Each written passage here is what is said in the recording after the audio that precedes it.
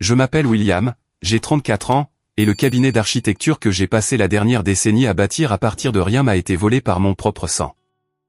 Avant de vous raconter l'appel téléphonique qui a tout changé, celui où leur avocat très cher criait si fort que j'ai dû éloigner le combiné de mon oreille.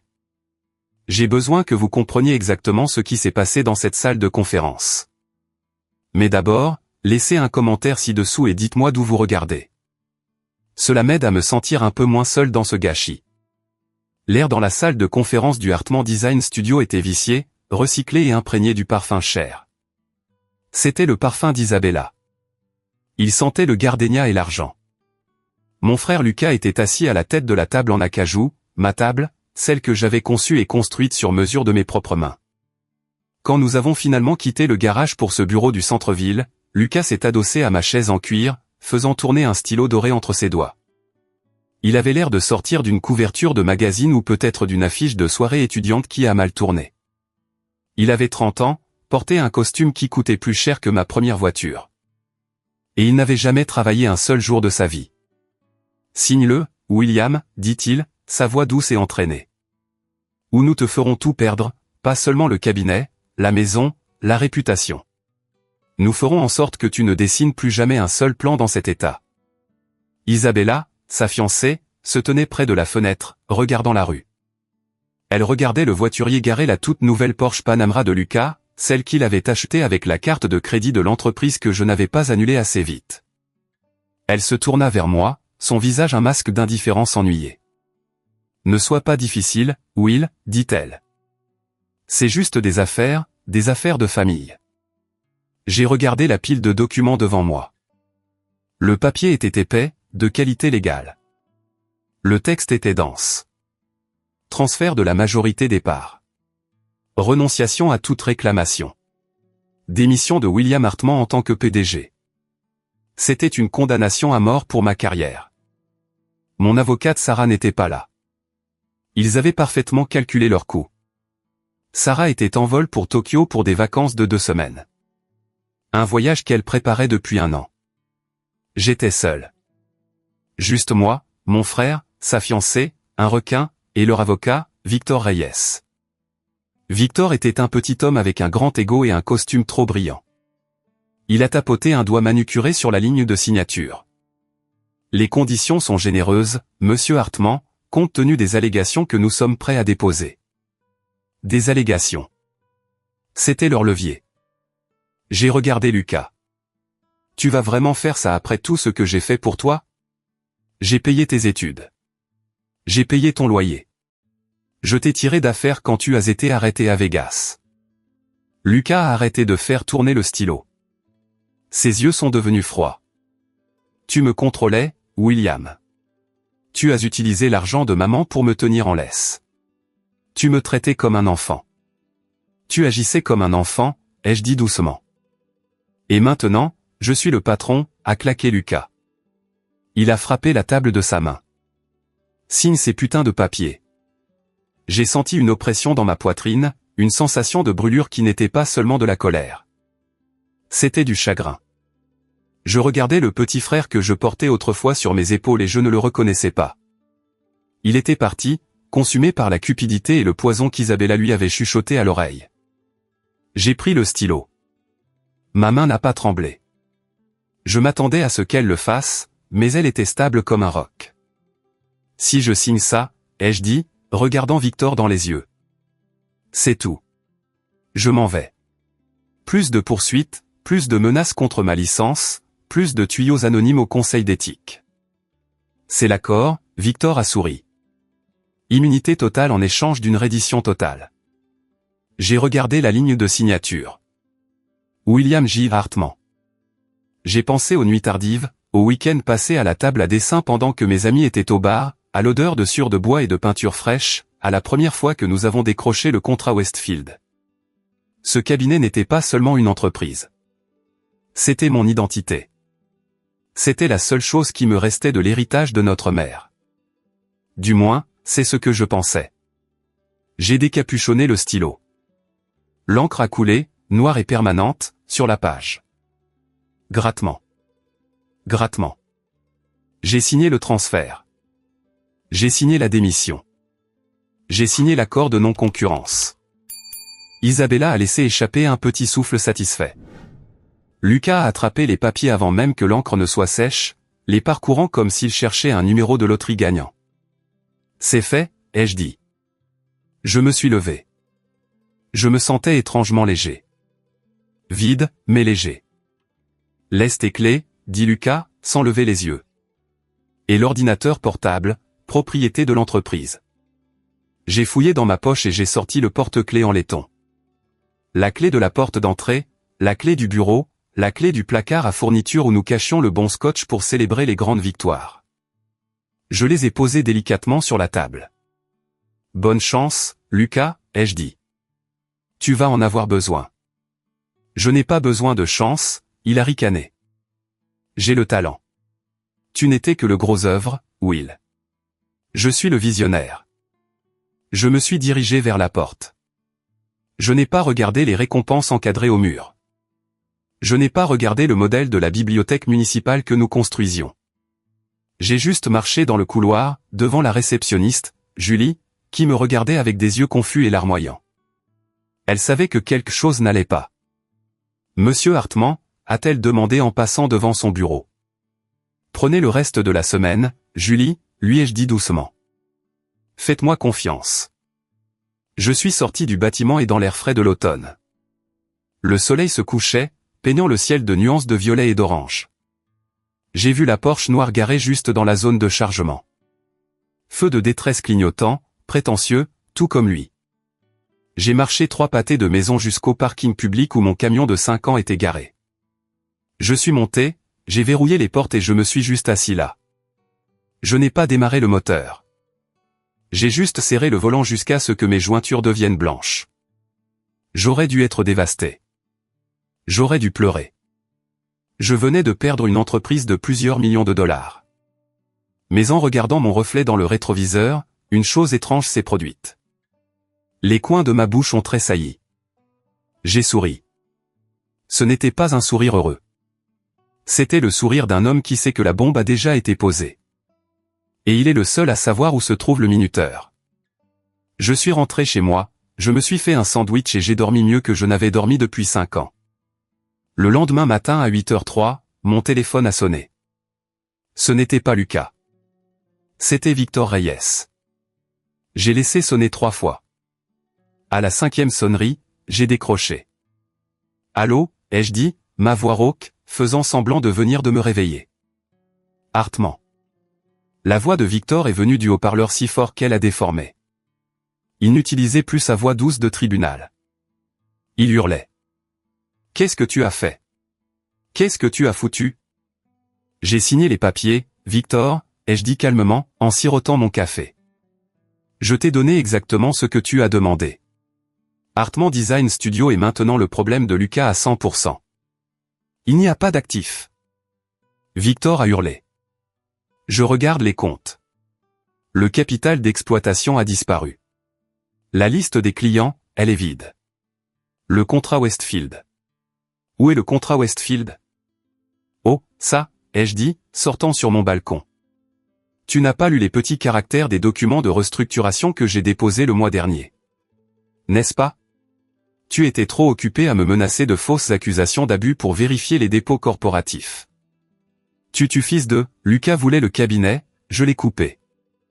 Il a eu le cabinet. Il a eu le nom. Il a eu le bail du bureau, qui d'ailleurs est dû la semaine prochaine. 30 000 $. J'ai entendu un fracas à l'autre bout de la ligne.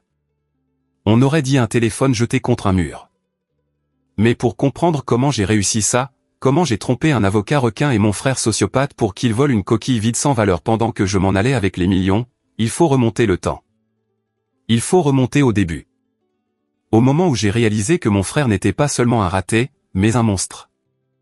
Il faut remonter 5 ans en arrière, au jour où notre mère est décédée. Il y a 5 ans, la vie était différente. Plus dure mais plus simple. J'avais 29 ans. Lucas en avait 25. Notre père était décédé quand nous étions enfants. Une crise cardiaque à 42 ans. Laissant notre mère Éléanore nous élever seuls. C'était une sainte, une femme dure et pragmatique qui travaillait des doubles quarts en tant qu'infirmière pour nous nourrir. Elle a toujours eu un faible pour Lucas. Peut-être parce que c'était le dernier-né. Peut-être parce qu'il ressemblait tellement à papa. Quelle qu'en soit la raison, Lucas avait les nouvelles baskets.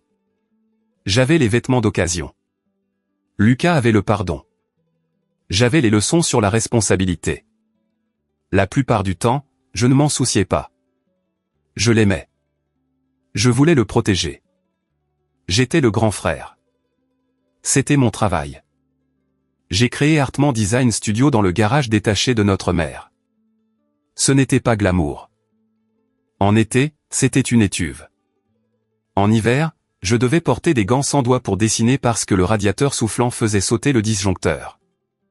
Mais j'avais une vision. Je voulais construire des logements durables et abordables qui ne ressemblaient pas à des boîtes en béton. Lucas voulait être riche, pas réussir riche. Il y a une différence. Il a enchaîné les majeurs à l'université, accumulant des dettes que maman remboursait discrètement. Puis il a essayé d'être des traders, puis spéculateur immobilier. Chaque fois qu'il échouait, il rentrait avec un sourire et une triste histoire, et maman ouvrait son chéquier.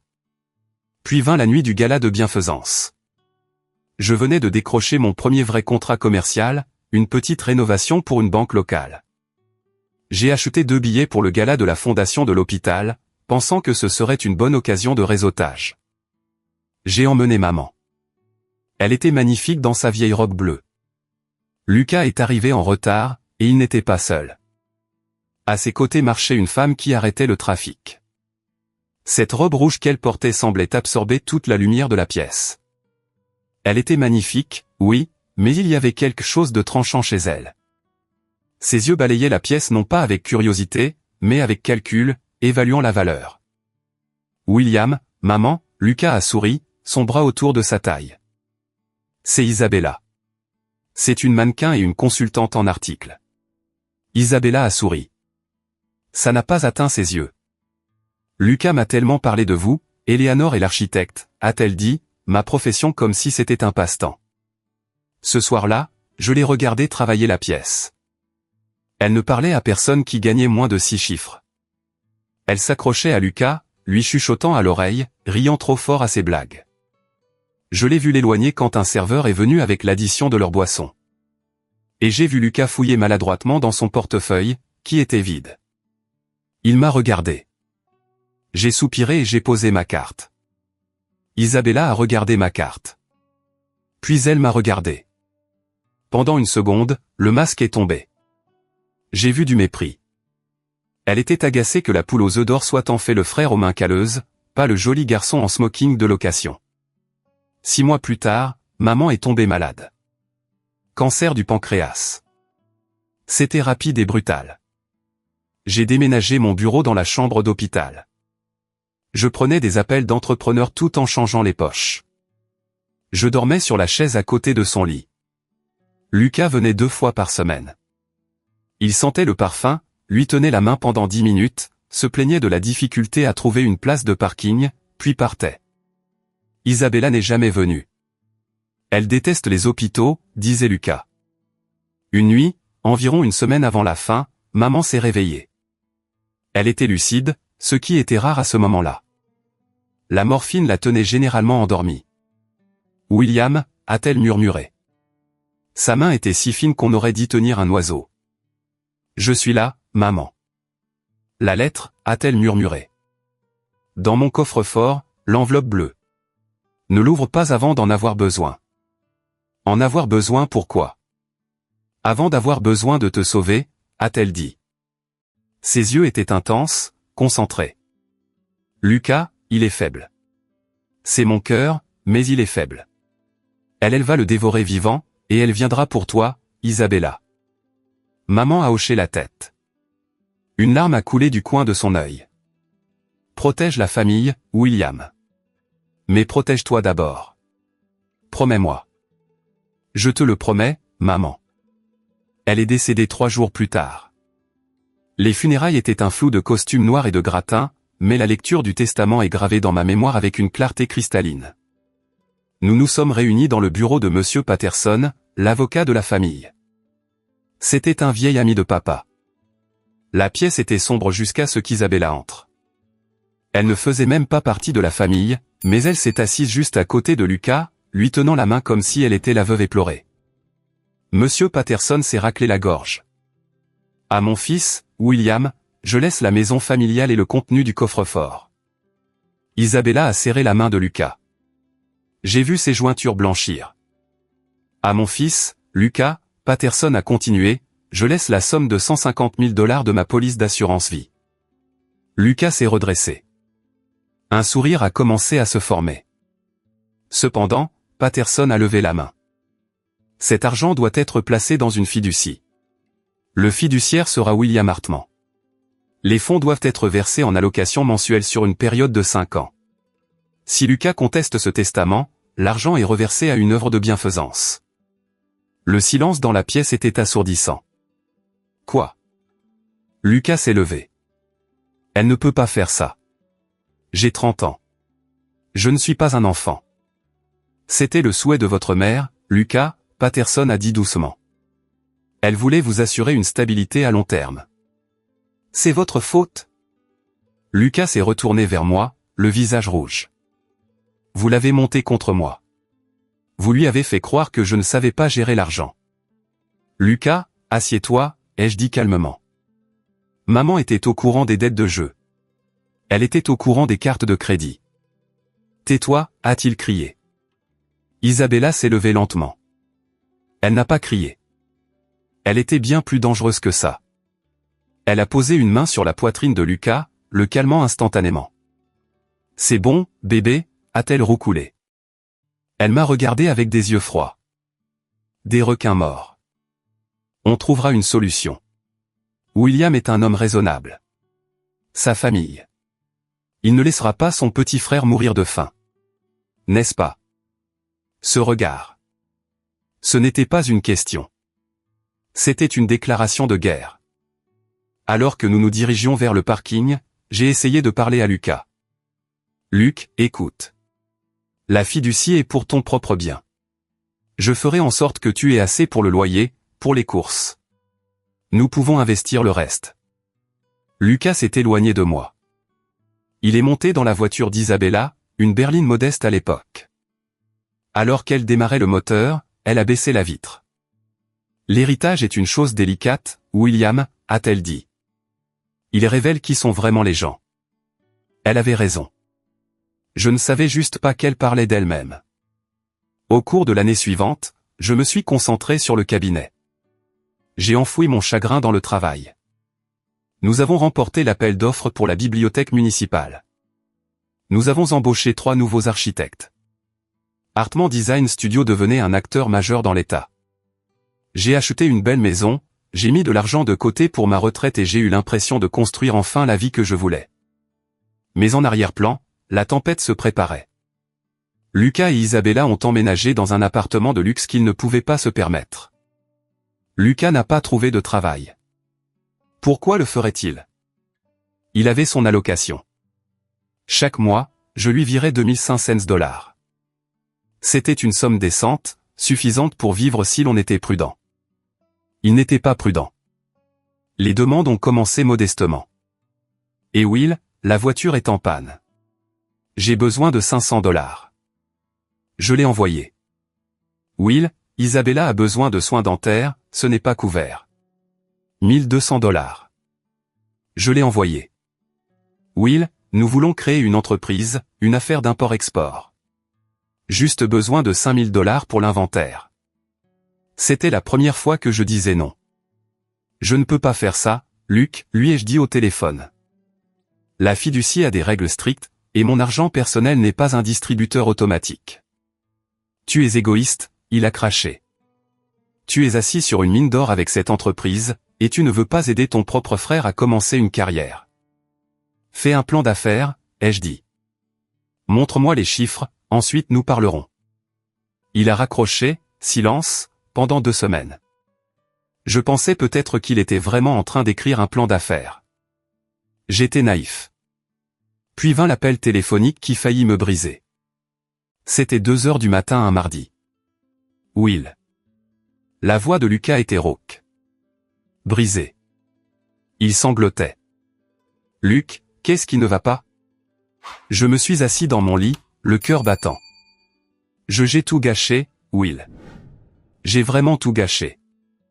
Il hyperventilait. J'ai recommencé. Pilule. Coque. Je ne peux pas arrêter. Je vais mourir, Will. J'ai besoin d'aide. Mon sang s'est glacé. Dépendance à la drogue. Cela expliquait les sautes d'humeur, les problèmes d'argent. D'accord, ai-je dit, déjà sorti du lit et enfilant mon jean. D'accord, nous allons t'aider. Où es-tu? J'ai trouvé un endroit, a-t-il pleuré. Sunset Hills est la meilleure cure de désintoxication de l'État, mais ils ont besoin d'un paiement initial. L'assurance ne le couvre pas parce que c'est préexistant. Combien? 35 000 $ pour un programme de 90 jours. 35 000 $. C'était une énorme partie de mes économies personnelles. C'était l'argent que j'avais mis de côté pour un acompte sur un nouvel immeuble de bureau. Mais c'était la vie de mon frère. Je vais le virer directement à l'établissement demain matin, ai-je dit. Non, il a paniqué. Non, tu ne peux pas. Ils ont besoin d'un chèque de banque ou d'un virement aujourd'hui pour garder le lit. Si je n'y vais pas maintenant, je vais perdre mon courage. S'il te plaît, Will, vire-le simplement sur mon compte. Je les paierai. Isabella m'y conduit en ce moment. J'ai fait une pause. Quelque chose ne collait pas, mais le désespoir dans sa voix semblait si réel. S'il te plaît, a-t-il murmuré. Maman voudrait que tu me sauves. C'était le coup fatal. D'accord, ai-je dit. Je le ferai. J'ai viré l'argent à 9 h du matin. 35 000 $. J'ai passé le mois suivant à m'inquiéter, à prier. J'ai appelé Lucas, mais son téléphone était éteint. Pas de téléphone autorisé en cure de désintoxication, me suis-je dit. Puis, des semaines plus tard, je rencontrai un client dans un bistrot haut de gamme du centre-ville. J'étais en avance, alors je me suis assis au bar, et puis je l'ai vu. Un tout nouveau Lamborghini Urus jaune fluo s'est garé devant le voiturier. Et sortant du siège conducteur, c'était Isabella. Elle ne portait plus de vêtements bon marché. Elle était drapée de soie de créateur. Et marchant autour de la voiture pour la rejoindre, c'était Lucas. Il avait l'air bronzé, en bonne santé, pas comme quelqu'un qui se désintoxique dans un établissement. Mon estomac s'est noué. Je suis sorti, laissant mon client à l'intérieur. Lucas, il a gelé. Il m'a vu. Pendant une seconde, il a eu l'air terrifié. Puis Isabella l'a attrapé par le bras et lui a chuchoté quelque chose. Il s'est redressé. « Salut, Will », a-t-il dit, ajustant nonchalamment ses lunettes de soleil. « Tu es censé être en cure de désintoxication, ai-je dit, ma voix tremblante. J'ai payé 35 000 $ pour une cure de désintoxication. J'y suis allé, a-t-il menti. J'en suis sorti plus tôt. Je suis guéri. C'était un miracle. Et la voiture? J'ai montré la Lamborghini. C'est un leasing, a coupé Isabella. Un cadeau d'un ami. Tu m'as volé, ai-je dit, m'approchant. Tu as simulé une dépendance pour voler 35 000 $. C'était mon argent de toute façon. Lucas a crié, faisant se retourner les passants sur le trottoir. C'est mon héritage. Tu le thésaurises juste. Je l'ai regardé, je l'ai vraiment regardé, et j'ai réalisé que maman avait raison. Il n'était pas seulement faible. Il était pourri. C'est la dernière somme que tu auras de ma part, ai-je dit. Ne m'appelle pas. Ne viens pas au bureau. Tu es coupé. Je me suis retourné et je suis parti. Mais j'avais tort. Ce n'était pas la dernière somme car il n'avait pas fini de prendre. Couper les ponts avec un narcissique, c'est comme essayer d'éteindre un feu avec de l'essence. Ça ne les arrête pas. Ça les fait juste exploser. La semaine après l'incident de la Lamborghini, les choses ont commencé à devenir bizarres au bureau.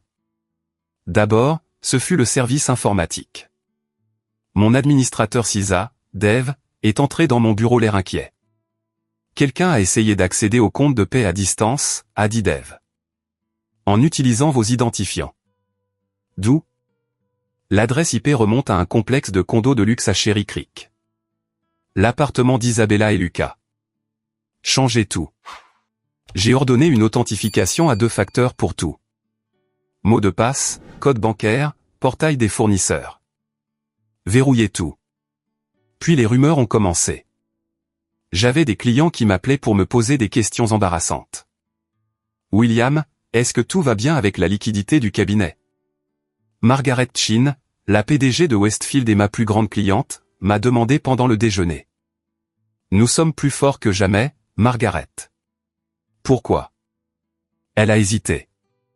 J'ai reçu un email anonyme. Il affirmait que Hartman Design faisait l'objet d'une enquête pour négligence structurelle sur le projet de la bibliothèque. Il disait que vous coupiez les coins ronds pour rembourser des dettes de jeu. Mon sang a bouilli. C'est un mensonge. Un mensonge malveillant et passible de poursuite. Je vous crois, Margaret a dit, touchant mon bras. Mais vous savez comment sont les conseils d'administration. Ils deviennent nerveux. Arrangez ça, William. J'ai embauché un détective privé le lendemain, un type nommé Vance. Ex-FBI, bâti comme un distributeur automatique, facturant comme un chirurgien. Je veux tout savoir sur Isabella Cruz. Je lui ai dit qui elle était, d'où elle venait et ce qu'elle faisait à mon frère. Pendant que Vance travaillait, les attaques ont dégénéré. C'était un mardi soir, 3 heures du matin. Mon téléphone a vibré. C'était l'alerte du système de sécurité de la maison de maman. Je n'avais pas encore vendu la maison. Je n'arrivais pas à me résoudre à le faire. Elle était pleine de ses affaires, de son odeur.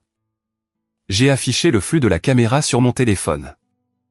Mon cœur s'est arrêté. 2 silhouettes étaient dans le salon. Des lampes de poche traversaient l'obscurité. L'une portait un sweat à capuche, l'autre un trench coat. Mais je les connaissais. Je connaissais la façon de marcher de Lucas, une sorte de traînement paresseux. Et je connaissais la silhouette d'Isabella. Il saccageait l'endroit. J'ai regardé sur le petit écran Lucas arracher des tableaux du mur. Des tableaux que notre grand-mère avait peints. Il les a jetés par terre quand il a réalisé qu'il ne s'agissait pas de maîtres précieux. Où est-ce? J'ai entendu la voix d'Isabella sur le flux audio. Tu as dit qu'elle avait de l'argent. Du vrai sterling. C'est dans le buffet, Lucas a grogné. J'ai regardé mon frère, le garçon à qui j'avais appris à faire du vélo, briser la serrure du buffet antique de maman. Il a commencé à pelleter l'argenterie dans un sac de sport. Les fourchettes que nous utilisions pour Thanksgiving. La cuillère de service que maman utilisait pour sa salade de pommes de terre. Je l'ai, dit-il. Puis il s'est arrêté. Il a regardé droit vers la caméra installée dans le coin. Il a baissé son masque. Il a souri d'un air narquois. Elle m'aimait plus de toute façon, dit-il à la caméra. Prenez l'argent. C'est mon héritage. Mon doigt a plané sur le bouton d'appeler la police de l'application. Je pouvais envoyer les flics là-bas tout de suite, cambriolage et vol qualifié. Ils seraient arrêtés en 10 minutes. Mais j'ai alors pensé au cabinet, au scandale, le frère d'un architecte éminent arrêté pour avoir volé la maison de sa mère décédée. Les titres détruiraient la réputation que j'essayais de sauver auprès du conseil de Westfield. Et il y avait autre chose, un pressentiment, un murmure de la lettre de maman. Attends d'en avoir besoin. Je n'ai pas appelé la police. Au lieu de cela, j'ai appuyé sur télécharger. J'ai enregistré la vidéo sur un serveur cloud sécurisé. Continuez à creuser, ai-je murmuré à l'écran. Creusez votre tombe un peu plus profond. 2 jours plus tard, la poursuite a atterri sur mon bureau. Lucas Hartman contre William Hartman.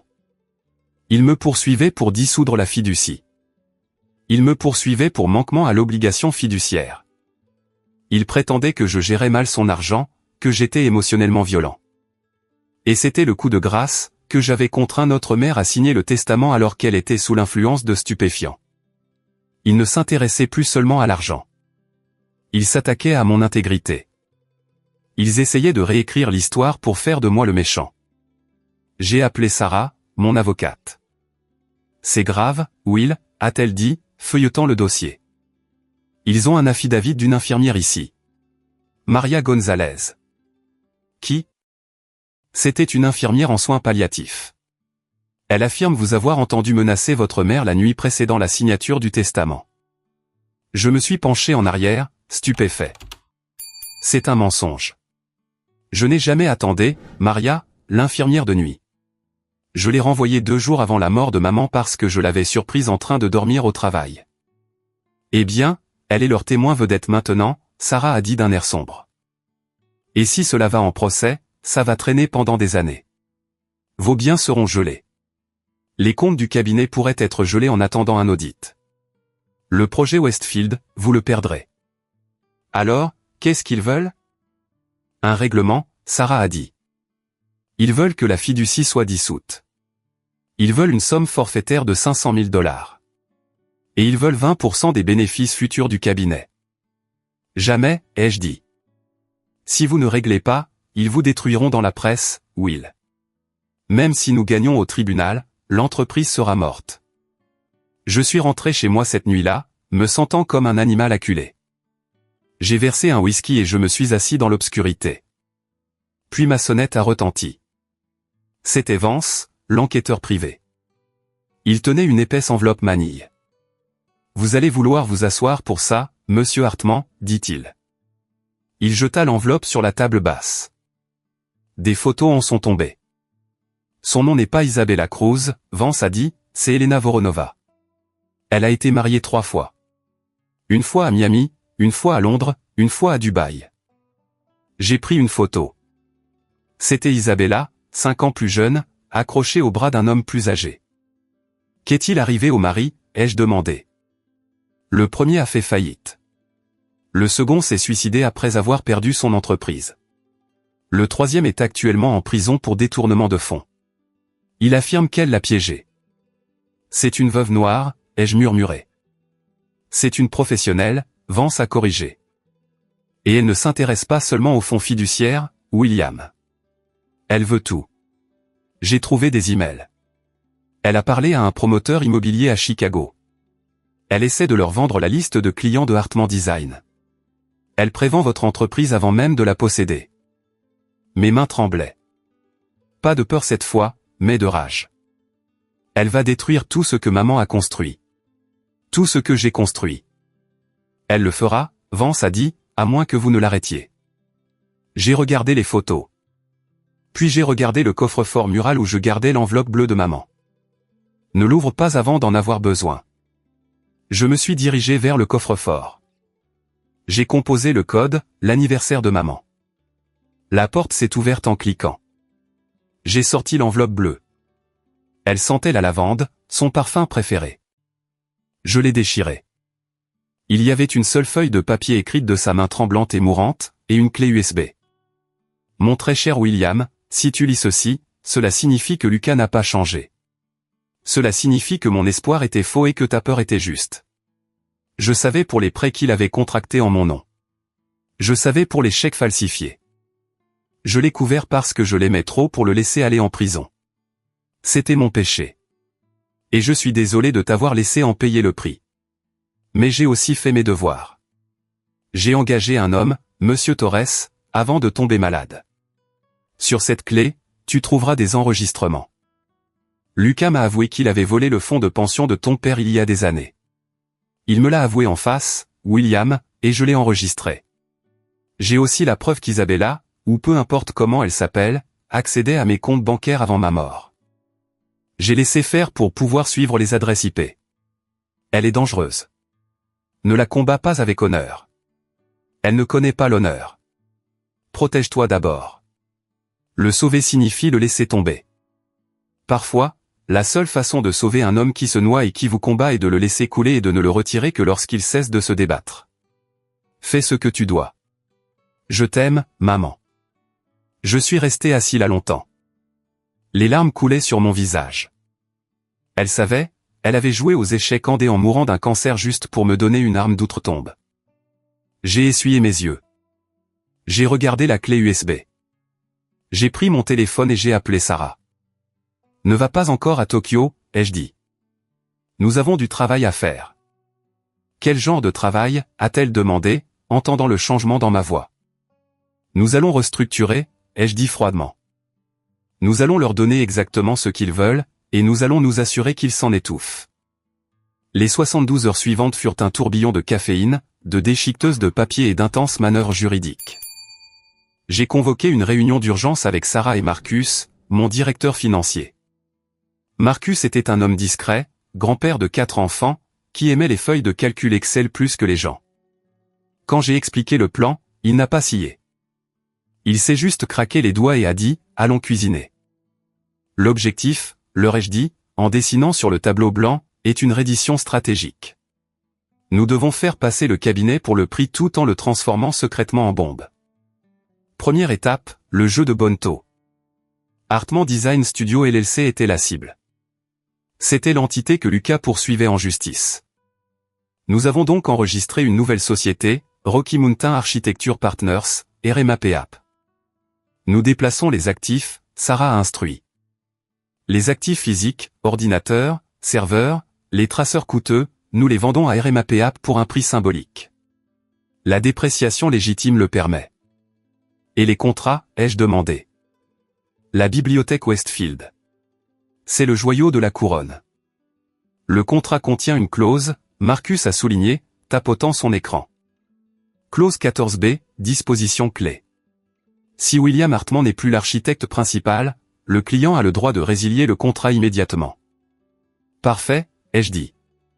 Je rédigerai une lettre de résiliation de ma part, effective au moment de ma démission. Ensuite, RMAPAP proposera un nouveau contrat à Westfield le lendemain. J'ai déjà parlé à Margaret Chin. Elle est de la partie. Elle déteste Lucas. Deuxième étape, la pilule empoisonnée. Nous devons charger l'ancienne LLC de dettes, Sarah a dit, des dettes légitimes. Le bail, Marcus a noté, le bail de cet immeuble de bureau est en cours de renouvellement. C'est un engagement de 5 ans. Une garantie personnelle est requise à moins que le signataire ne soit l'actionnaire majoritaire. Donc, si Lucas signe en tant que propriétaire majoritaire, j'ai souri. Il absorbe la responsabilité. Exactement. De plus, il y a les paiements fournisseurs en souffrance, environ $80 000 le mois prochain, et les indemnités de départ pour le personnel que nous licencions, qui sera immédiatement réembauché par RMAPAP. Nous avons construit un cheval de Troie. De l'extérieur, Hartman Design Studio ressemblait à une entreprise florissante d'1 million de dollars. À l'intérieur, c'était une coquille vide remplie de dettes, de contrats rompus et de poursuites imminentes. Troisième étape, les biens personnels. Je ne pouvais pas risquer ma maison ou mes économies personnelles. Fiducie irrévocable, Sarah a dit. Nous déplaçons votre maison, votre voiture et vos comptes d'investissement dans une fiducie gérée par un tiers. Vous perdez le contrôle direct, mais ils deviennent intouchables en cas de poursuite. Nous pouvons la dissoudre plus tard une fois que la menace est écartée. C'était risqué. Si je ratais une seule signature, je pouvais tout perdre. Mais j'avais la voix de maman dans ma tête. Ne te bats pas avec honneur. J'ai passé la dernière nuit dans mon bureau à emballer des cartons. J'ai pris les photos de Lucas et moi enfant. J'ai pris le premier dollar que j'ai jamais gagné. J'ai pris la lettre de maman. J'ai laissé tout le reste. Les chaises ergonomiques coûteuses, les imprimantes 3D, les prix, qu'ils et les meubles. Je prenais le talent. À 6 heures du matin, le jour de la réunion, je me tenais sur le balcon, regardant la ligne d'horizon de Denver. Le soleil frappait les rocheuses, les teignant de rose et d'or. Je ressentais un calme étrange. Je n'étais plus la victime. J'étais l'architecte et je venais de concevoir une prison pour mon frère. Mon téléphone a vibré. Un message de Lucas. Sois là à 9 heures précises. Ne sois pas en retard. Ou nous publierons la déclaration de l'infirmière à la presse. J'ai tapé en réponse. Je serai là. J'ai enfilé mon costume. Pas mon meilleur costume. Je voulais avoir l'air fatigué, vaincu. J'ai sauté le rasage. J'ai laissé mes épaules s'affaisser. Je me suis regardé dans le miroir. L'heure du spectacle, William. Je suis allé au bureau, j'ai garé mon camion et je suis entré. L'équipe, ma vraie équipe, était déjà partie. Ils avaient débarrassé leurs affaires personnelles la veille. Le bureau semblait fantomatique. Je suis entré dans la salle de conférence. Lucas et Isabella étaient déjà là, se pavanant. Victor Reyes arrangeait ses papiers. Tu as une sale gueule, grand frère. Lucas a ri.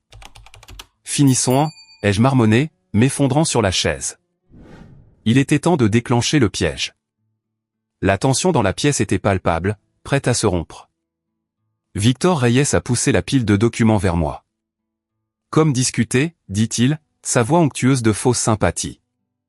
Vous transférez 51% de vos actions à Lucas Hartmann. En échange, Lucas retire la plainte concernant le fonds fiduciaire et l'infirmière. Je demande, dis-je, regardant mes mains. L'affidavit a brûlé, dit Isabella. Elle se limait les ongles.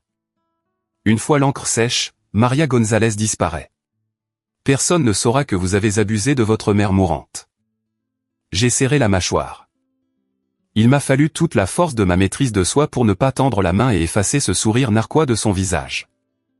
Montrer plutôt que dire « me suis-je rappelé ». Montrez-leur l'homme brisé. Il y a encore une chose, dit Lucas. J'ai levé les yeux. Quoi ? Je veux que la clause de non-concurrence soit étendue, dit-il, se penchant en avant. 5 ans. Tu ne peux pas pratiquer l'architecture au Colorado pendant 5 ans. Lucas, c'est ma subsistance, ai-je dit, laissant ma voix se briser. Je ne peux pas déménager. Ma vie est ici. Pas mon problème, il a haussé les épaules. Tu peux faire des burgers, ou peut-être tu peux me demander un emploi. J'aurai peut-être besoin d'un concierge. Isabella a ri. Un son tintant cruel. Et nous voulons des honoraires de consultation, a-t-elle ajouté. Pour le stress que tu nous as causé, 200 000 $ de tes économies personnelles. Je n'ai pas ce genre de liquidité, ai-je menti. Vends le camion, a-t-elle dit. Vends ta montre. Débrouille-toi. J'ai regardé la chaise vide de Sarah. J'aurais souhaité qu'elle soit là pour voir ça, pour voir la cupidité dans sa forme la plus pure. Bien, ai-je murmuré. Ajoutez-le à l'accord. Les yeux de Victor Reyes se sont illuminés. Il a rapidement griffonné un addendum sur la dernière page. Initialisé ici et ici. J'ai pris le stylo. C'était le moment, le point de non-retour. J'ai hésité. J'ai laissé ma main planer au-dessus du papier. Tu as peur ? Lucas a raillé. Rappelle-toi, Will, le communiqué de presse est déjà rédigé. Architecte local accusé de maltraitance envers les personnes âgées. Il sera publié à midi si tu ne signes pas. Je l'ai regardé. J'ai essayé de trouver une trace du frère que j'aimais. L'enfant qui pleurait quand son poisson rouge est mort. L'adolescent qui me défendait quand les brutes m'appelaient un télo. Il n'était pas là. Il n'y avait qu'un homme creux dans un costume fantaisie. J'ai signé William J. Hartmann. J'ai signé le transfert d'actions. J'ai signé la démission. J'ai signé l'addendum leur promettant 200 000 $ que je ne paierai jamais. À chaque signature, je sentais une chaîne se briser. Ils pensaient me lier, mais ils me libéraient. Fini, ai-je dit, en refermant le capuchon du stylo. Lucas a arraché les papiers. Il les a tenus comme un trophée. Enfin, a-t-il soufflé. C'est à moi. C'est enfin à moi. Félicitations, monsieur le PDG, dit Isabella, l'embrassant sur la joue. Elle m'a regardé. Vous pouvez y aller maintenant. Nous avons de la redécoration à faire. Ce bureau est trop rustique. Je me suis levé. Les clés sont sur la table. Je me suis tourné pour partir. Et, Will, Lucas m'a appelé. Je me suis arrêté à la porte. N'attends pas d'invitation au mariage, dit-il. Nous ne voulons que des gens qui ont réussi. Je n'ai pas répondu. Je suis simplement sorti. Alors que les portes de l'ascenseur se refermaient, j'ai sorti mon téléphone. J'ai composé le numéro de Sarah. C'est fait, ai-je dit. Ils ont tout signé. Ont-ils lu l'annexe concernant la prise en charge de la dette, a-t-elle demandé. Non. Ils ont à peine regardé les pages. Bien, Sarah a dit. Je dépose les papiers auprès du secrétaire d'État en ce moment même. À partir de cet instant, Lucas est le propriétaire légal de toutes les responsabilités de Hartmann Design Studio, et j'envoie l'avis de résiliation à Westfield. Fais-le, ai-je dit. Je suis allé à mon camion. Je ne me sentais plus triste. Je me sentais dangereusement exalté. Cette nuit-là, je n'ai pas fêté. Je ne suis pas sorti. Je suis rentré chez moi, j'ai éteint toutes les lumières et je me suis assis sur mon balcon, regardant les lumières de la ville. Je savais ce qui se passait de l'autre côté de la ville. Lucas et Isabella faisaient probablement sauter le champagne. Ils cherchaient probablement des manoirs sur Zillow. Ils appelaient probablement leurs amis pour se vanter de m'avoir finalement vaincu. Ils n'avaient aucune idée que le compte à rebours touchait à zéro. Le lendemain matin, le soleil s'est levé, éclatant et clair. C'était une journée parfaite au Colorado. J'ai fait du café, du bon café, un mélange éthiopien. Je me suis assis sur mes meubles de patio, pieds nus. À 8h du matin, la journée de travail a commencé. À 8h01 du matin, Margaret Chin a envoyé un email à l'adresse officielle de Hartman Design Studio, que Lucas contrôlait maintenant. Objet, résiliation de contrat, projet bibliothèque Westfield. Cher Monsieur Hartman Lucas, conformément à la clause 14b faisant référence au départ de l'architecte principal William Hartman. Westfield Développement exerce son droit de résilier notre accord avec effet immédiat. Veuillez cesser tout travail. Nous exigerons un remboursement de la compte initiale de $150 000. C'était le premier domino. À 8h15 du matin, le système automatisé du propriétaire a envoyé une notification. Rappel de loyer, $32 000 dû dans les 48 heures. Veuillez noter que la garantie personnelle est maintenant attachée à l'actionnaire majoritaire, Lucas Hartman. Deuxième domino à 8h30 du matin. La société de paie a envoyé une alerte. Fonds insuffisants. Le compte d'exploitation pour la paie est à découvert de $12 000. Veuillez déposer des fonds immédiatement pour éviter des pénalités légales. Parce que j'avais légalement transféré l'argent liquide à la nouvelle entreprise en tant que frais de consultation pour clôturer les anciens projets avant ma démission. Et puis à 8h45 du matin, le FBI a frappé à une porte, pas la mienne. J'avais donné la clé USB, celle avec les preuves de maman de la fraude filaire et du vol d'identité d'Isabella, à Vance. Vance l'avait donnée à ses contacts au bureau. Mais je vais trop vite. À 9h du matin, mon téléphone a sonné, Victor Reyes. Le cri était viscéral. Ce n'était pas seulement de la colère. C'était le son d'un homme qui réalisait que sa carrière était terminée. « Tu nous as trompés » a-t-il crié. « Cette entreprise est insolvable. Ce n'est rien d'autre que de la dette. »« Je ne t'ai pas trompé, Victor » ai-je dit calmement. « J'ai fourni une documentation complète. Tu es avocat. N'as-tu pas fait preuve de diligence raisonnable ? Tu as caché les actifs. J'ai vendu les actifs à un tiers à la juste valeur marchande pour payer les coûts opérationnels en souffrance. J'ai récité le script que Sarah avait écrit. Tout est dans le grand livre.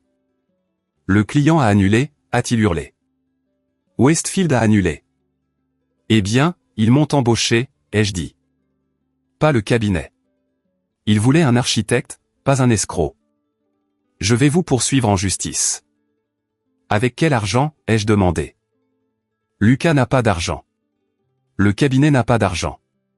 Et vous, Victor, venez de conseiller à votre client de signer un document assumant $400 000 de responsabilités immédiates. Je pense que vous devriez vous inquiéter d'une action en responsabilité professionnelle. J'ai raccroché. 5 minutes plus tard, Lucas a appelé. J'ai hésité à répondre, mais j'avais besoin de l'entendre. J'avais besoin d'une clôture. Will. Sa voix n'était pas en colère. Elle était petite, terrifiée, comme quand nous étions enfants et qu'il avait cassé le vase préféré de maman. Will, le FBI est là. Ils arrêtent Isabella. J'ai siroté mon café. Je sais. Ils prennent la Porsche. Ils gèlent tout. Eh bien, ils posent des questions sur l'argent. Sur la maison de maman. Je leur ai donné la vidéo, Lucas, ai-je dit doucement. Silence. Un silence lourd et suffocant. Tu m'as dénoncé. Non, tu t'es dénoncé toi-même quand tu as regardé cette caméra et ri de notre mère décédée. Will, s'il te plaît, tu dois m'aider. Il parle de prison. Prison fédérale. Je ne peux pas aller en prison. Je suis ton frère. Tu étais mon frère, ai-je dit, maintenant tu n'es qu'une leçon que j'ai dû apprendre. Will, ne raccroche pas Will, s'il te plaît. Je suis désolé. Je vais le résigner. Reprends le cabinet. Je n'en veux pas. Je l'ai dit.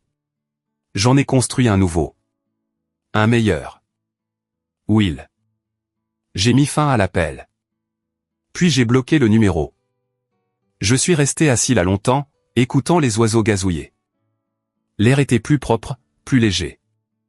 C'était fini. La sangsue était partie. La menace était neutralisée. Mais l'histoire ne s'est pas arrêtée là. Parce que la justice dans le monde réel ne consiste pas seulement à gagner. Il s'agit de ce que vous construisez à partir des cendres. Et ce qui s'est passé ensuite, le procès, la condamnation, et le moment étrange et calme au cimetière un an plus tard. C'est la partie qui m'a appris ce que le pardon signifie vraiment. 3 mois se sont écoulés entre le matin où Victor Reyes a hurlé dans mon téléphone et le jour où je suis finalement entré au tribunal fédéral du centre-ville. Ces 3 mois ont été une leçon magistrale de chaos contrôlé. Tandis que Lucas et Isabella se noyaient dans le tsunami légal et financier que j'avais déchaîné, je construisais tranquillement quelque chose de réel.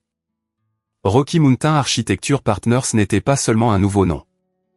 C'était une nouvelle philosophie. Nous nous sommes installés dans un entrepôt réaffecté dans le quartier des Arts. Briques apparentes, au plafond, beaucoup de lumière naturelle, pas de table en acajou, pas de prétention, juste des architectes faisant le travail que nous aimions. Nous avons réembauché toute l'équipe. Julie, ma réceptionniste, a pleuré quand je lui ai remis le nouveau contrat avec une augmentation de 5%.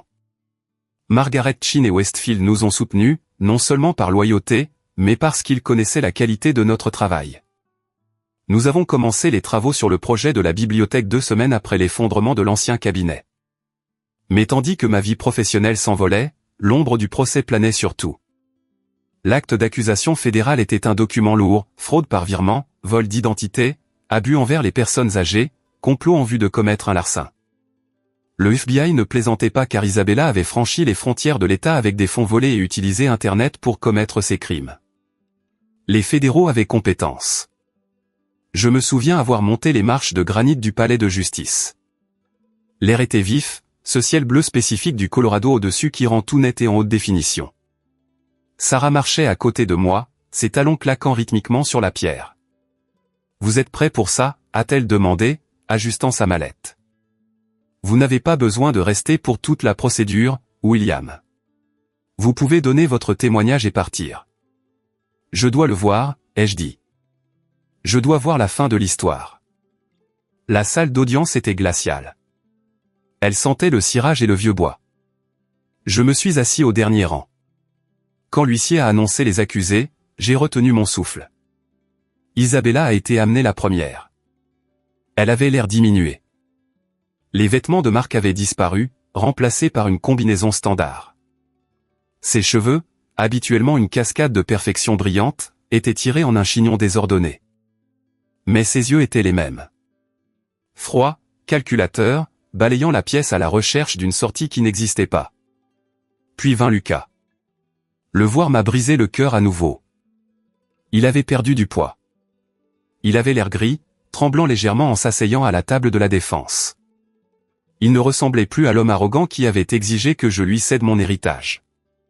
Il ressemblait à un enfant effrayé qui s'était fait prendre à jouer avec des allumettes, pour réaliser qu'il avait incendié tout le quartier. Le procès a duré 2 semaines. J'ai témoigné le 3e jour. Monsieur Hartman, a demandé le procureur. Pouvez-vous expliquer au jury pourquoi vous avez cédé votre entreprise à votre frère? Je l'ai cédé parce que je n'avais pas le choix, ai-je dit, regardant directement le jury. Et parce que je savais que c'était le seul moyen de les empêcher de me saigner à blanc. Je ne pouvais plus le sauver de lui-même. Je devais le laisser avoir exactement ce qu'il voulait pour lui montrer. C'était sans valeur sans le travail derrière. L'avocat de la défense d'Isabella a tenté de me présenter comme le méchant. Le grand frère manipulateur qui a orchestré la situation pour les piéger. Mais les preuves étaient accablantes. La vidéo du cambriolage, les virements bancaires, la fausse facture de cure de désintoxication. Mais la vraie bombe, celle qui a brisé le peu d'affection qui me restait pour mon frère, n'est tombée qu'au moment de la condamnation. Lucas avait conclu un accord de plaidoyer en échange d'une peine réduite. il a accepté de témoigner contre Isabella concernant l'étendue complète de ses stratagèmes. J'étais assis au premier rang ce jour-là. Lucas a pris la barre. Il ne me regardait pas. Monsieur Hartmann, a dit le procureur, vous avez déclaré dans votre déposition que Madame Voronova, que vous connaissiez sous le nom d'Isabella Cruz, a influencé vos décisions concernant les soins de votre mère. Pouvez-vous élaborer? Lucas a avalé difficilement. Il a regardé Isabella. Elle le fixait. Un regard de pur venin. Elle m'a dit que l'héritage était le seul moyen pour nous d'être heureux, Lucas a marmonné. Parlez plus fort, s'il vous plaît. Elle a dit que nous avions besoin de l'argent maintenant, Lucas a dit, sa voix tremblante. Elle a dit que maman prenait trop de temps. Un halètement a traversé la salle d'audience. J'ai senti le sang se vider de mon visage. Dans la nuit du 14 février, a poursuivi le procureur, consultant un dossier. Votre mère a fait un épisode cardiaque, un événement mineur qui a précédé sa mort de 2 mois. Vous étiez à la maison, n'est-ce pas? Oui, Lucas a murmuré. Et qu'avez-vous fait? J'ai voulu appeler le 911, a dit Lucas, des larmes commençant à couler sur son visage. J'ai pris le téléphone, mais Isabella, elle était là. Elle a posé sa main sur mon bras. Mes mains ont serré le banc en bois devant moi si fort que j'ai cru qu'il allait se fendre. Qu'a-t-elle dit, Lucas? Elle a dit, Lucas a sangloté.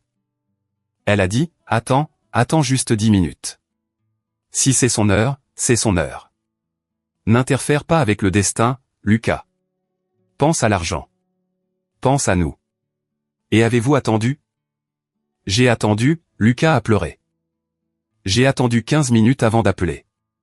Les médecins ont dit, ils ont dit que les dommages à son muscle cardiaque dus au retard l'avaient affaibli. C'est pourquoi elle n'a pas pu combattre le cancer à la fin.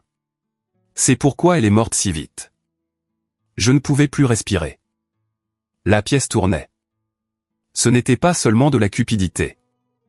Ce n'était pas seulement du vol. Il l'avait tuée. Peut-être pas légalement un meurtre. Il est difficile de prouver un négatif. Difficile de prouver qu'appeler le 911 plus tôt aurait sauvé une femme atteinte d'un cancer du pancréas. Mais moralement, il l'avait laissé souffrir. Il l'avait regardé se serrer la poitrine et halter. Et ils avaient regardé une horloge, comptant les minutes jusqu'à ce qu'il puisse mettre la main sur son argent. Et mon frère, mon propre frère, était resté là et avait laissé faire. Je me suis levé. Je ne pouvais pas écouter un mot de plus. Sarah m'a attrapé le bras. William, où vas-tu? J'en ai fini, ai-je dit, ma voix sonnant creuse à mes propres oreilles. J'en ai fini avec lui pour toujours. Je suis sorti de la salle d'audience dans le couloir lumineux. Je n'ai pas pleuré. Je crois que j'étais au-delà des larmes.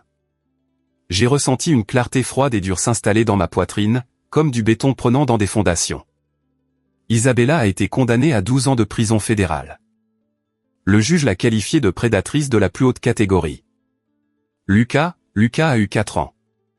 L'accord de plaidoyer l'a sauvé d'une décennie derrière les barreaux, mais il ne l'a pas sauvé de la vérité. Le juge a ordonné une cure de désintoxication obligatoire et une restitution. Bien que tout le monde sache qu'il ne pourrait jamais rembourser ce qu'il avait volé.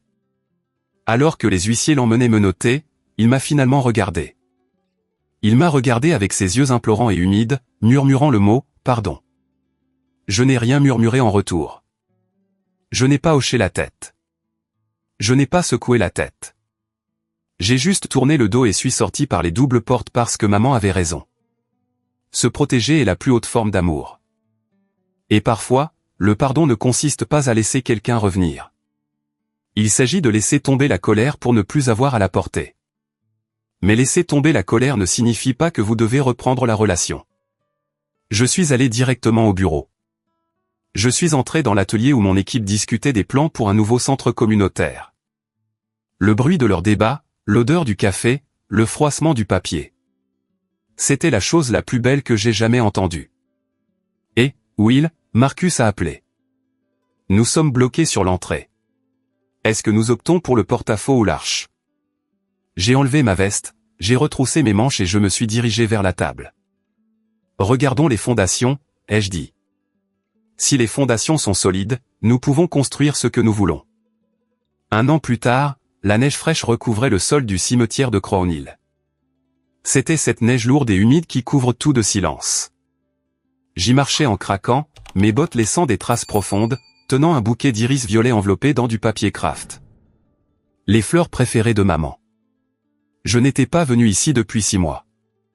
La vie avait été bien remplie. Bien occupée. RMAPAP était florissante.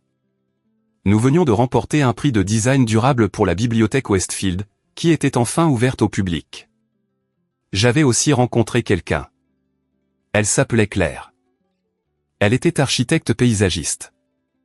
Elle comprenait les longues heures, l'obsession des lignées de la lumière. Nous y allions doucement, construisant des fondations avant de nous soucier de la façade. J'ai atteint la pierre tombale. Eleanor Hartmann. Mère bien-aimée. J'ai balayé la neige du granit. Et, maman, ai-je murmuré. J'espère que tu reposes en paix. La maison est vendue. Un jeune couple sympathique l'a achetée. Ils vont y élever des jumeaux. Je pense que tu les aimerais. J'ai déposé les fleurs contre la pierre. J'ai commencé la fondation. Je lui ai parlé de la bourse Eleanor Hartmann pour les femmes dans le design. Nous avons remis nos 3 premières bourses la semaine dernière. Tu aides les gens, maman. Tu continues de bâtir.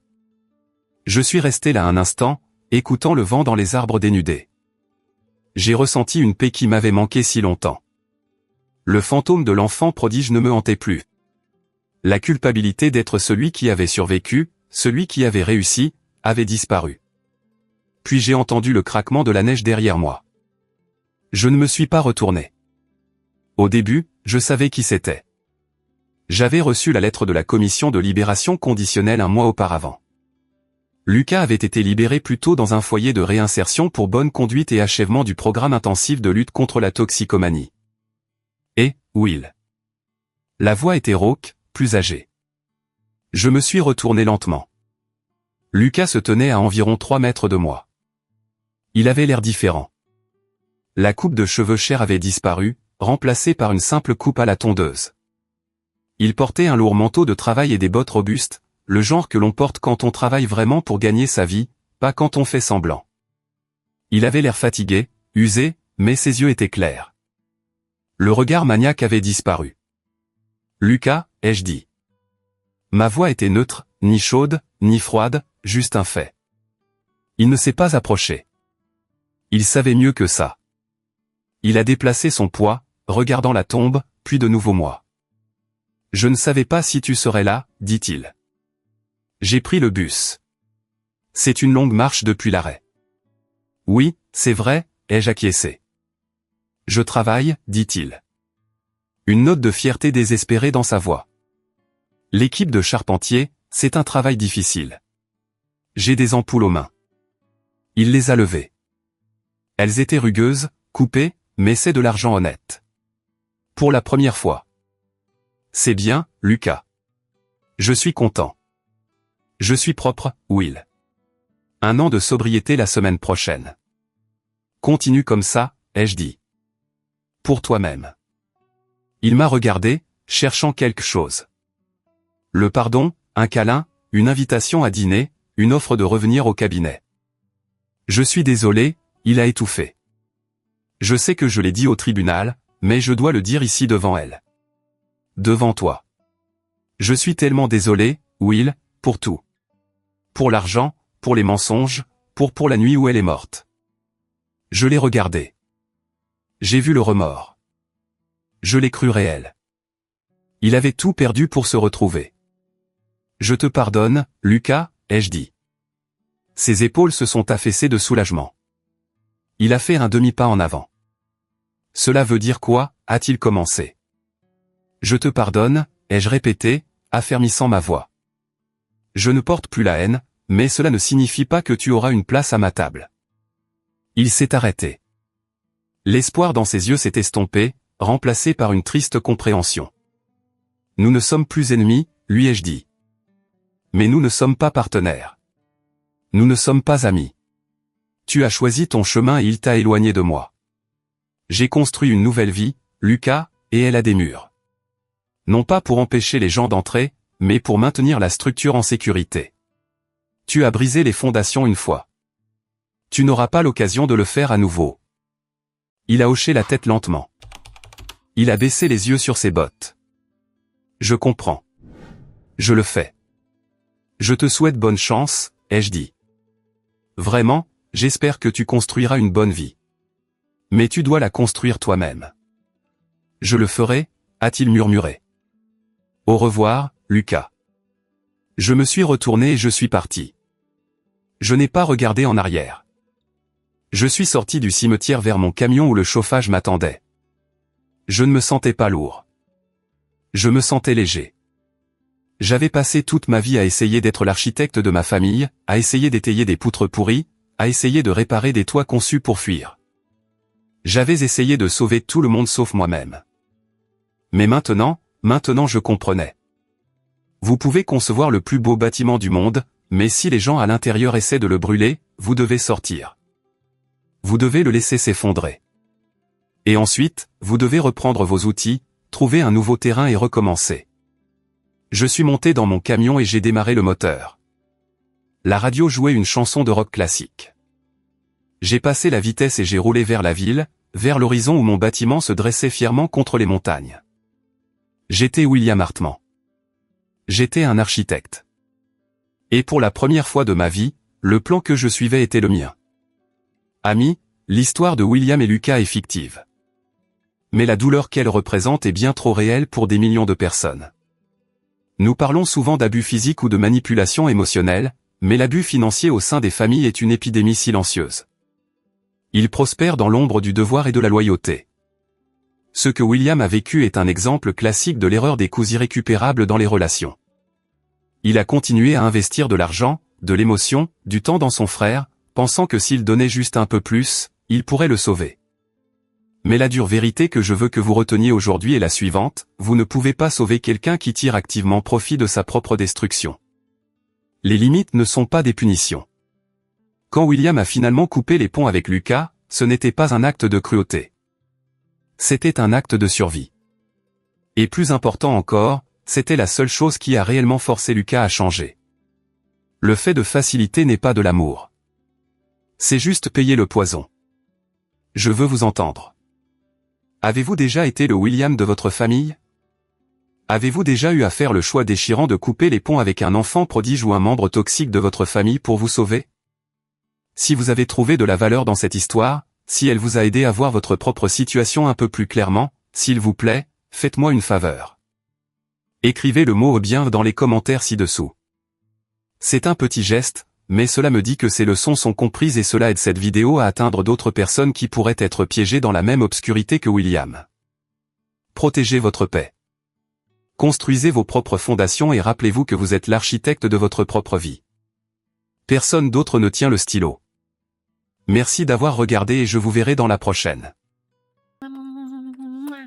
Thank you. Dick, dextrose, insulin, calcium gluconate, and kayexalate. I see. ACE inhibitors and beta blockers for Takotsuba. Oh yeah. True. Very true. Chocominto. Yeah, nice. Watch Tip to Tip if you want to get the jerk. Bruh, Tip to Tip is so long. I didn't think I'll ever be able to get through that whole thing. Like, guys, I can't even watch animes. Like, I can't even watch movies on my own. Like, I lose patience so quickly. I only read. I don't watch. I'm not a watcher, I'm a reader. You have exams next week? Yeah, but it's like a quarterly exam. So we have 4 a year. 4 exams per year for the 4 years. We sit the exact same exam. Different questions, but the same exam. So like when you're first year, you're probably getting like 20%, 30% maybe. In your second year, maybe 30, 40%. In your third year, like 40, 50%. And then in your final year of medicine, you should be able to pass the exam. And so then you can like see your progress over the years, you know, like how many brain cells you grew by doing med. And yeah, so we have to pass that exam to exit. So if I pass the exam on Monday, I don't have to do another one. which pray for me. Oh my god, it really hurts. Don't have to do the other two, because if I fail the one on Monday, then I have to do the other one in like the third quarter, and I have to do the other one in the fourth quarter, and it's so much effort. I just want to go on holiday, man. I just want to go on holiday. I don't want to do exams anymore. No more, no more. But yeah, I passed the one at the start of the year, so if I pass this one too, then yeah, then we can relax and do research. And I had to do 2 research projects to exit the medicine degree as well. There's a lot of stipulations that you have to do in order to finish. Well, you have to find an internship, you have to do 2 research assignments as per my pathway. You have to so one's an audit and one's a systematic review, and then you have to like pass the exit exam, and you have to pass the prescribing exam. There's like so many hoops you have to jump through to exit the degree. But slowly, we're working through it. So yeah, we'll get there eventually.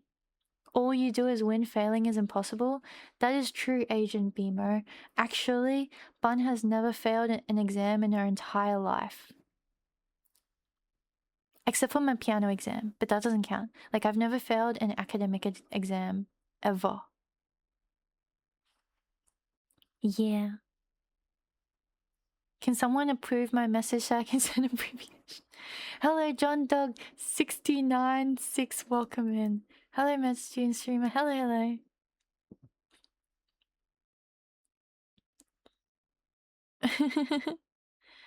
Chanagram says, do you watch YouTube on 2 times speed? Yes. And if I'm watching like YouTube shorts or like Instagram reels or like some short form content that's not automatically in 2 times speed, I will like literally hold my thumb down so that it will go on 2 times speed. Like my brain does not register stuff in 1 time speed anymore. Like I just get frustrated. I'm like, give me the info, bro. Like, I was watching a makeup tutorial the other day, and I was watching on 2 times speed because I was getting pissed. Okay, they were saying foreign sentences from memory and started calling it alting. Oh, Mitsubishi Toyota alting. I see. Welcome in, Ota Viable. Welcome in. We pray for you. May God help you pass the exam with a fantastic percentage. Amen. Thank you, Alexandra. Thank you. Honestly, I just need a pass. I don't need a good percentage. Are you doing Doctor of Medicine? Yes. Death's Hands says, I failed all your exams. Oh no. Oh no. Honestly, exams are stupid though. Like, the fact that they want you to know stuff. Rigged. It's actually rigged.